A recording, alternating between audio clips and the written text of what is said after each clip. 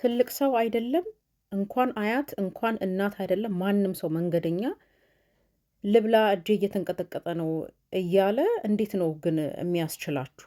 አሁን የምታዩት ቪዲዮ በእውነት እጅግ በጣም የሚያሳዝን ቪዲዮ ነው ይዤላችሁ የመጣሁትና እስቲ ኮመንት ላይ የሚመከርም ከሆነ ግሰጻም ከሆነ ኮመንት አስተያየታችሁን አስቀምጡለት።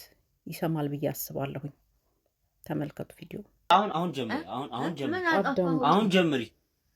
ቅዳሜ ተረግዘሽ እሑድ ተወልደሽ ሰኞ ክርስትናሽ ማክሰኞ ሰርግሽ ሮብ አማርኛ ትናገሪያለሽ ሐሙስ ወደ ፓሪስ አርብ ቻይና ነሽ ቅዳሜ ፈረንሳይ እሑድ ልደትሽ። ያዥበት ነይ ግጪ ልብላ ሰውነቴ እየተንቀጠቀጠ እኮ ነው። ልብላ በፊት ልብላ። እሺ ትበያለሽ። ሰውነቴን እየተንቀጠቀጠ እኮ ትበያለሽ።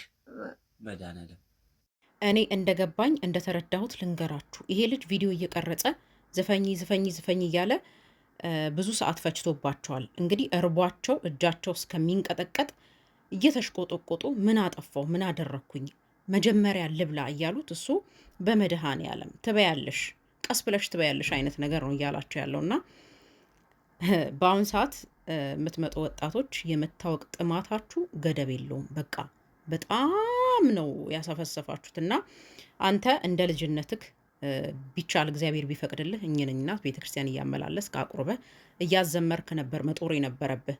ግን አንተ ይኸውልህ እዚህ ላይ ይዘህ መተህ ሴትዮዋን እናትክን አያትክን በሳቸው ታውቀ ለመጦር ነው እየጣርክ ያለውና ፈጣሪ ለሁላችንም ልቦና ይስጠን። በህይወት ዘመናችሁ ሙሉ ሰው እጅ ላይ ይጣላችሁ። ይሄን ነው ማለት የምፈልገው።